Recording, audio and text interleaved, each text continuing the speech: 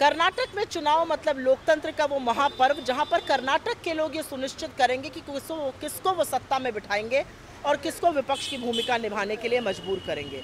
और सारे सर्वे, सारे आंकड़े, लोगों का मूड साफ तौर से ये बता रहा है कि लोग 40% की कमीशन खोरी वाली भ्रष्ट सरकार से तंग आ चुके हैं और उन्होंने कांग्रेस को पूर्ण बहुमत से जिताने का मन बना लिया है।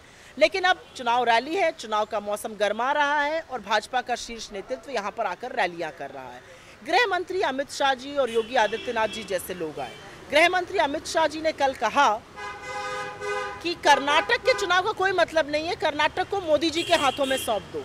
कर्नाटक कोई खिलौना है या कर्नाटक एक जीता जागता राज्य है जहां पर लोगों को हक है ये चुनने का कि उनकी सरकार कैसी होनी चाहिए, कैसे लोगों को वो सत्ता में देखना चाहते हैं। उसके बाद वो 2 हाथ और आगे निकल गए।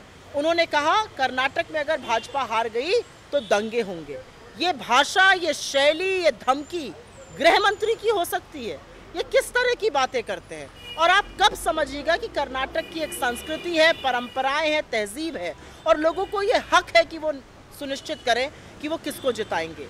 ये अलग बात है कि जहां जहां दंगे होते हैं वहां पर दंगाइयों को संरक्षण देने का और दंगाइयों को पोषण करने का काम भाजपा करती है। अंततोगत्वा हर दंगाई का लिंक कहीं ना कहीं भारतीय जनता पार्टी से जुड़ा पाया जाता है, चाहे वो राजस्थान हो, चाहे वो बिहार हो, चाहे वो देश का दूसरा कोई और कोना हो, बंगाल हो। हर दंगाई का लिंक अंततोगत्वा भाजपा से पाया जाता है। अब आगे की बात करते हैं।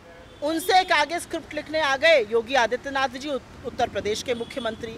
वही घिसी पिटी स्क्रिप्ट, नफरत की, विभाजन की, डराने की, धमकाने की। वो तो 2 हाथ आगे बढ़ गए। उन्होंने कहा कर्नाटक में यूपी का मॉडल लागू होना चाहिए। कर्नाटक एक जीता जागता राज्य है, ये गुरु बासवन्ना की भूमि है जहां पर प्रेम, सौहार्द, शांति की शिक्षा से लोग जीते हैं और ऐसे ही अपना जीवन यापन करते हैं। और कौन से यूपी के मॉडल की आप बात कर रहे हैं? वही यूपी का मॉडल जहां पर 2:30 बजे रात को एक लड़की को आप लोग जला देते हैं बिना उसके माँ बाप के मिट्टी का तेल फूंक कर, या वो यूपी का मॉडल जहां पर लखीमपुर में एक औरत का चीरहरण होता है, या वो यूपी का मॉडल जहां पर शाहजहांपुर में यौन शोषण होता है, या उन्नाव में आपका एमएलए दोषी पाया जाता है हत्या और रेप का। किस यूपी के मॉडल की आप बात कर रहे हैं? जहां पर थाने में घुसकर गुंडागर्दी होती है, सरेआम गोलियां चलती हैं, गाड़ियां पलट जाती हैं, निरंकुश पुलिस का जो मन में आता है वो करती है। वो यूपी का मॉडल जहां पर एक पुलिस अधिकारी सुबोध सिंह की हत्या हो जाती है और उसके मुख्य अभियुक्त को आप टिकट देते हैं चुनाव लड़ने का, या वो यूपी का मॉडल जहां पर लखीमपुर नरसंहार का मुख्य अभियुक्त का पिता आज भी इस देश का गृह राज्य मंत्री बना हुआ है। किस यूपी के मॉडल की आप बात करते हैं? और कब आप ये समझेंगे कि आप एक राज्य को दूसरे पर नहीं थोप सकते हैं? मैं खुद उत्तर प्रदेश से आती हूँ। उत्तर प्रदेश की संस्कृति अलग है, कर्नाटक की भाषा, संस्कृति, शैली, परंपराएं अलग हैं।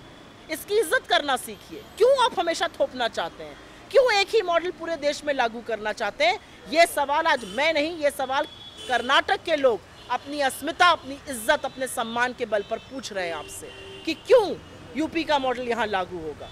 अजीब व गरीब बातें हैं। असल बात यह है कि कर्नाटक में जो कांग्रेस की 4 बड़ी वादे हैं, जो हमने वादा किया निभाने का, वो लोगों को समझ में आ रहा है और उसी की बदौलत हम प्रचंड रूप से जीतेंगे। हमारा पहला वादा है 200 यूनिट बिजली फ्री देने का। हमारा दूसरा वादा है 3000 रुपये हर उस ग्रेजुएट को दिए जाएं जो बेरोजगार है। हमारा तीसरा वादा है 2000 रुपये गृह लक्ष्मी योजना, हर औरत को जो हेड ऑफ द फैमिली है उसको 2000 रुपये दिए जाएं, 500 रुपये का गैस सिलेंडर, और सबसे बड़ा वादा है 10 किलो चावल बीपीएल फैमिलीज को दिया जाएगा। आप इस पर चर्चा करिए ना, आप इस पर बात करिए, रोजगार पर बात करिए, महंगाई पर बात करिए, कर्नाटक की अस्मिता पर बात करिए। हर बार आकर कर्नाटक की बेइज्जती करना, हर बार आकर कर्नाटक के सम्मान के साथ खिलवाड़ करना, किसी और मॉडल को यहाँ पर थोप देना, ये कैसे विचार है? ये कैसी संस्कृति है? ये भारतीय संस्कृति तो नहीं हो सकती।